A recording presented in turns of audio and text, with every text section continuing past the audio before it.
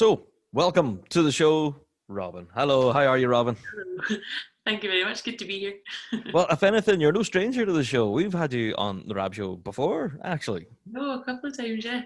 Yeah, I think we caught you, first of all, at the St. Lawrence gig in Armagh, and then we caught you at Pipe and Live as well. Yeah. Yeah. It was like a long time ago now. I know, it seems like a lifetime ago, actually, yeah. But there's a good reason why, Robyn, we have you on the show this week. It's actually because we wanted to talk about quite an adventure that you had not too long ago. But first of all, I want to chat about your time at St. Lawrence O'Toole. How did you find this last couple of years that you've had now with the mighty St. Lawrence? They've been amazing. Like, as you know, the band had a pretty successful couple of years. So it's obviously a lot more years, but it's been amazing to be involved with the band and have all the opportunities that we have had. And even with the concert in 2018 and the continuation in Armagh, like it was just such an exciting and like yeah, a very Just exciting excited, time. yeah. Yeah, there's no other word to describe it. That's it. So that's what I was going to ask you is what's it like stepping onto that stage on the Glasgow Royal Concert Hall for your show, Tourist Kjol, that was bound to have been something special. Yeah, well, I've been pretty lucky in the past that I've managed to be on that stage a couple of times through the Hmm. National Youth Band of Scotland and various gigs at Celtic Connections. Yeah, So I yeah. feel as though I had probably a bit of an upper hand compared to most people who walk on the stage, because I can imagine it's quite daunting if you've not been there before, because it's just such a legendary concert venue, especially with Pipe and Live and the pre-Worlds concerts through Glasgow Sky. That's it, exactly. So, well, if anything, then obviously, with chatting to you at Pipe and Live last year, you had your own thing going with various different gigs around the city and stuff. How was your Pipe and Live in 2019? Yeah, like so Pipe and Live's always a stressful week for me because it's usually not just the worlds that I've got focused on. It's usually try and get in a couple of gigs and playing as well as seeing. So it's great to kind of have those opportunities through, of course, like the Piping Centre and the Royal Conservatoire of Scotland. But last year was brilliant because I was doing a duo, like a duo concert with my duo partner Angus Lyon, who's a phenomenal composer, piano player, accordion player. Like he's just a wizard. So, that was really exciting because that was the first time I'd ever done. Actually, sorry, it wasn't the first time I'd ever done a project myself. I had a Right? band, my own Was band it? in 2016. Oh, But was it really? Oh, back yeah, in at the time, 2016. and all my friends at the time. Oh, yes, there you go. Yeah. Yeah, so So, it's been good to kind of continue that. well, there you are. Yeah, and continuing it, you are. If anything, well, I have to give a shameless plug for yourselves. You were there as Rab Show Live as well. I what know did, I was. yeah, what did you think of that event? Oh, that was great. Um, uh, sorry, like there's just so much on, so that was like a great thing to be a part of and Yeah. stuff. So. If anything, it's a hectic week, and I'm sure like one day blurs to the next over piping live and all the rest. Yeah. But Robyn, I really wanted to chat to you about an adventure that you had heading to WAPOL, Western Australian Police Pipe Band. How the heck did that come about? Yeah, so there's a piper which many people will know called Scotty Hanna. He plays for Shots and Yes. Breakhead. Yeah, Yes. so he contacted me in 2017 because we're good pals, and I was giving him a couple of lessons on the whistle. Actually, I was in Canada at the time studying abroad at the Cape Breton University, and so Mhm. we're trying to kind of get through the time differences, and we were just chatting away. And he said that he was really wanting to take some time off and go to India to do like a kind of leave without pay kind of thing and travel. And Yeah. he was, would I be interested in coming and taking his job and his life and his flat and his friends and everything like that and keeping them warm for him to come back to. So that's exactly what I did. And I went out to Western Australia in January, and he went off to India. But of course, disaster struck and he had to come home early. But There you um, are. it was, yeah. So you were actually part of the police force. Like you were in the band, obviously as a player, but you're like a paid member of staff. Would I be right in saying that? Yeah, that's correct. So basically, the pipe band is a unit in itself, and it has its own building on the police complex. and that's where we go every day. That's where we're employed, and there's nobody else in it apart from the pipe band employees. So, but it's not just that as well, because 2 days a week, everyone in the pipe band has to do other duties. So that could be going to different parts of the police force, which you could be in an office doing like social media, or it could be with the canine unit and with the dogs, or what I was doing, I was with the mounted police with the horses 2 days a week, which was amazing. Oh, that sounds like so much fun. It was honestly a dream come true. Pipes and ponies, like you can't beat it.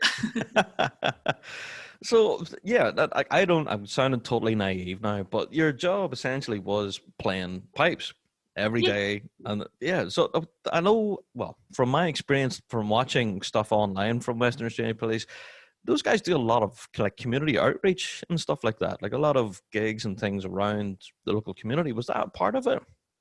Yeah, so basically, like a lot of it is community engagement. That's one of the essential kind of points of like being in the pipe band, and is getting out there and explaining like pipe. Well, actually, I'll give you for instance.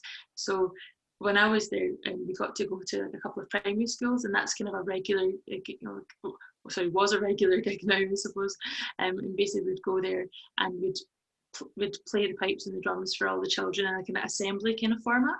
Yeah. And we'd like play like the hokey cokey and child friendly kind of songs, and get them all excited and explain to them what the pipes are, what each of the drums are, and we try and have a bit of fun along the way. So there's a lot kind of made up names and some humour as well. So it was always really, really good fun. And afterwards we'd go into individual classrooms and they could ask us questions, and it would be a wee bit more hands-on, more involved. Like, this is the pipes, this is what they kind of like. They could be a wee bit more intricate details, and it obviously depended on which level of class you were going into.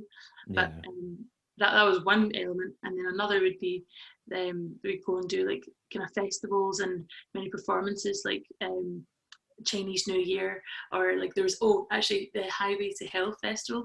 That was incredible, because obviously this is embarrassing, I can't remember the name, but one of the members of ACDC was ACDC also was from Western Australia. Am I correct? Yeah, I think it's around that area, isn't it? Yeah. Aye. Sorry, I'm showing myself up here. Oh, you're grand. I'm not a huge rock fan myself either, but yeah, but we're playing at that festival, and there was thousands of people. There was like 3 festivals, 3 different gigs in the day, and one we were on a bridge, and and then later on we're in this big kind of festival arena style gig, and just playing Thunderstruck and all the legendary ones, of course. Oh, brilliant. Yeah, that sounds like so much fun. Yeah, and to have a pipe band in the middle of that too is bound to be unusual too, I would say. Yeah, definitely. I think having a police presence as well is unusual, as a police musical kind of group. So I think it's a good way to get a good image in the public eye, and see that it's not all just obviously rules and regulations. That's it. It's not all catching bad guys. Sometimes there is the community element of it. Yeah, exactly. Yeah, we have nothing to do with that. We're just... There you go. So if anything, then you literally moved out there. You moved your entire life, stayed out there and played with the band. So that meant that you kind of left everything that you were doing at home in Scotland with Glasgow and everything, and then obviously with St. Lawrence as well. Am I right in thinking that some of the musicians that are in the Western Australian Police bands, they also compete with other bands as well? Do they do that kind of double job thing? Yeah, so a few members of the band are still like obviously competing, and they fly back and forward. Like got David Johnson and Chris McDonald, who are both in the Power, and then you've got, for example, Gary Potter. He's the leading drummer of Manawatu 2, and we were actually fortunate enough to kind of go over to the New Zealand Championships in March before everything kicked off with COVID. So everyone does play for different bands, or most people, play for different bands and compete, and there's a bit of time and effort that you can put in during work hours, and it's always encouraged for self-development. So it's a really great environment to be in. So how did you find the competition in New Zealand? Actually, there's something I know nothing really about is the piping scene down under. We have a lot of Australian and New Zealand listeners, actually. So can you tell me what the scene's like down there, down under? Well, it was actually my first ever experience. Like I'd never been to New Zealand before, and I was playing with the New Zealand Police Pipe Band, and they were so welcoming and like hospitable, and I've made some really great friends through it all. And like they flew me over the week before, and we learned all the music, and there was quite a few fly-in players as well. And so we learned all the music, and we went to the band practices, and then we went down to Invercargill where the championships were held this year. Yeah. And it was like they have such a great setup. So on the Friday there was like a kind of a parade almost like down the street, and yes, I've heard of this. Yeah, and a few bands were competing that day as well, but we were competing the next day. So it was kind of like Cowl meets the Worlds. Like it was that kind of it was that kind of weird kind of mixture of fun and like serious. Yeah. So there was that kind of serious competitive edge to it, but also a bit of crack then. Yeah. Oh, 100%.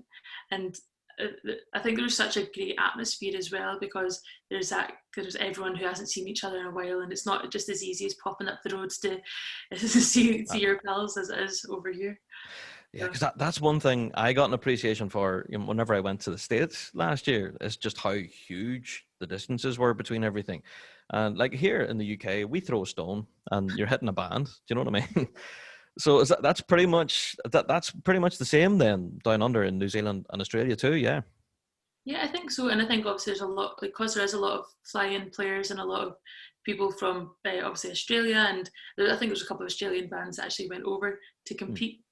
And so I think there's that separation, but I think it depends which band you're going to, because I think if you're in New Zealand, I don't really know myself, but I think it's just some huge distances, I think, for players. Yeah, and that's it. People have to jump on a plane to go to band practice. Oh gosh, I know. Like I didn't realise how big Australia was, until I was doing a wee kind of solo kind of trip, and I drove 8 hours, and I was still nowhere even near like the edge of the state. I hadn't even made a dent.